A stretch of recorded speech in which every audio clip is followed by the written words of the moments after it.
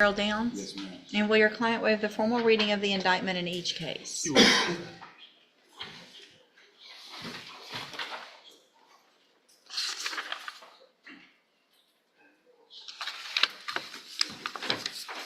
Would you fill in the dates on those for me, please, ma'am?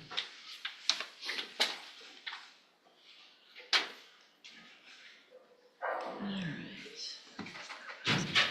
Mr. Downs, in cause number 24, well, let's see, what counts are we going on?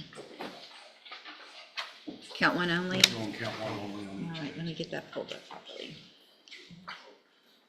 Is that in both cases? Yes, Judge. Okay, thank you. All right, in cause number 24, DCCR 0566, the state has elected to proceed on count one only.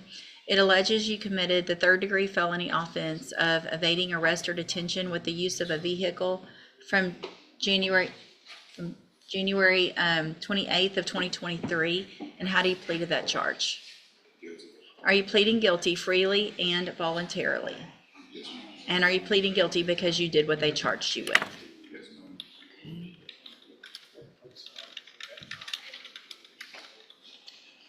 Give me a second to pull the other one up.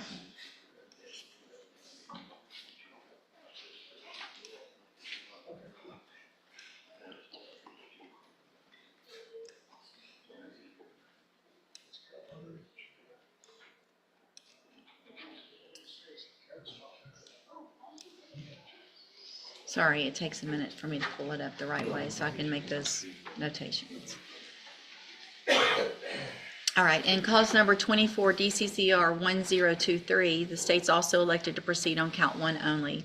It alleges you committed the third-degree felony offense of deadly conduct discharging a firearm from January 28th of 2024. And how do you plead to that charge? Guilty. And are you pleading guilty freely and voluntarily? And because you did what they charged you with. In each of these cases, I have here on the tablet some documents that have your signature on them. Before you signed these, did you go over them with Mr. Lewis? Do you fully understand them? And do you understand, if I follow the agreements that you've made with the district attorney, that you will be waiving or giving up any right to appeal? Do you also understand, if you're not a U.S. citizen, that a plea of guilty or no contest may result in your deportation, exclusion from admission to the country, or denial of naturalization under federal law? State tenders number one in each case. No objection. It's admitted in each case. Is there any evidence that Mr. Downs is not competent? No, Judge. All right, Mr. Downs, in each of your cases, I'm going to find that you entered your pleas of guilty freely and voluntarily, find that you're mentally competent and you understand the nature and the consequences of those pleas. In cause number 24, DCCR 0566, find sufficient evidence to find you guilty, and at this time, find you guilty of evading arrest or detention with the use of a vehicle. Sentence you in accordance with your agreement to a term of 6 years in the Institutional Division of the Texas Department of Corrections. You will receive credit on that sentence for any time that you've been in custody that the law gives you the right to receive. And then in cause number 24, DCCR 1023, also find sufficient evidence to find you guilty, and at this time find you guilty of deadly conduct discharging a firearm. Sentence you in accordance with that agreement to a term of 6 years in the Institutional Division of the Texas Department of Corrections. You will also receive credit on that sentence for any time that you've been in custody that the law gives you the right to receive. These cases will run concurrently, which means together at the same time. I'm handing you the trial court certification in each case that shows that these were agreements that I followed, and so you've waived your right to appeal. I've also handed you a written admonishment regarding your ineligibility to possess a firearm or ammunition. Because of the judgments entered against you, you're ineligible under Texas law to possess a firearm or ammunition. Possession of a firearm or ammunition could lead to charges against you. Firearm is a legal term, and you should read the written admonishment I provide you to see what devices qualify as a firearm. If you have questions about the laws that make you ineligible to possess a firearm or ammunition, or about how long that lasts, you can talk with Mr. Lewis.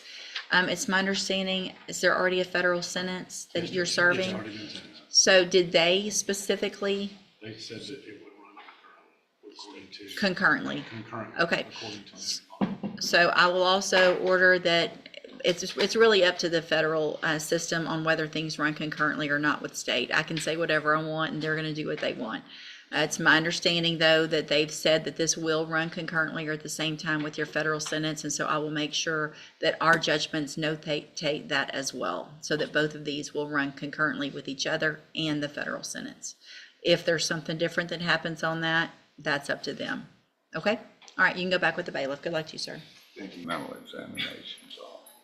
He's in jail right now. All right, sir, are you Travis? Hold on, are you Travis Smith? Yeah, I'm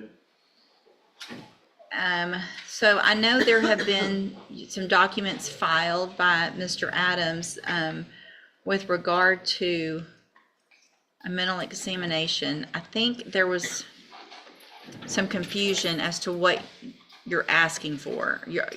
First of all, you're hired in the case, correct? Yes, ma'am. So anything that is filed requesting a court-appointed examination needs to include an affidavit of indigency sworn to. So I need you to get that taken care of and attached to anything you filed if you haven't already.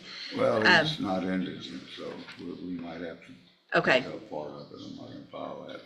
Okay. For that reason, Okay, I mean, there are times when someone can Yeah. hire an attorney, Yes. but they run out of Yeah. money or whatever it is. If that's not the case and he's not indigent, then I'll reset the case to give you a time to have someone get that examination taken care of. But if it's a hired case and they're not indigent, that would be something that the defense would take care of.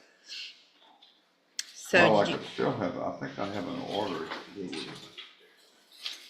would allow that. Let me look through it here. I wrote the order different ways. I guess what I'm saying is I'm not gonna sign an order having the county pay for it unless there is an The judge is drawing a hard line. No affidavit of indigency. No county-funded exam. Translation. If the defendant isn't legally considered broke, the court isn't footing the bill, the defense is. This happens more often than people think. And it's a reminder that hiring a lawyer doesn't automatically mean the system pays for everything else. Do you think that's fair, or does it create an uneven playing field? affidavit of indigency. I'm not asking for the county. That's what I'm saying. I have an order where we do it. Well, I don't know that, I mean, I'll order it, but I don't know that you need me to order it. If it's your client, you can have him examined. Is there, you know what I'm saying? Do you need me to order it?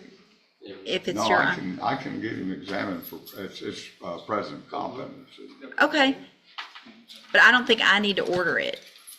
I think you can just have a doctor go, if that's Or a between, PhD can do it too, I think. yeah, Yeah. yeah.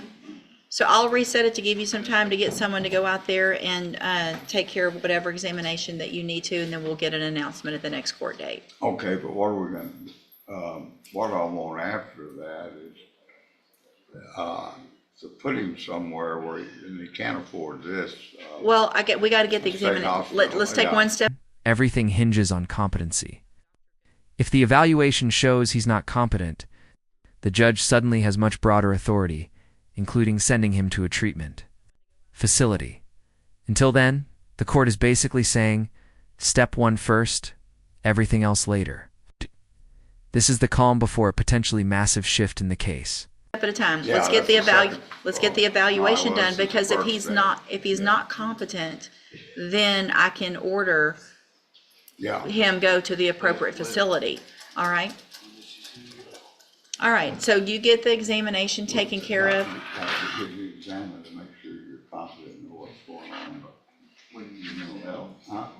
A doctor is going to come visit with you and just talk to you about your case and what's going on and make sure you understand everything, and then we'll go forward after that, okay? I'm not understanding my just with the case.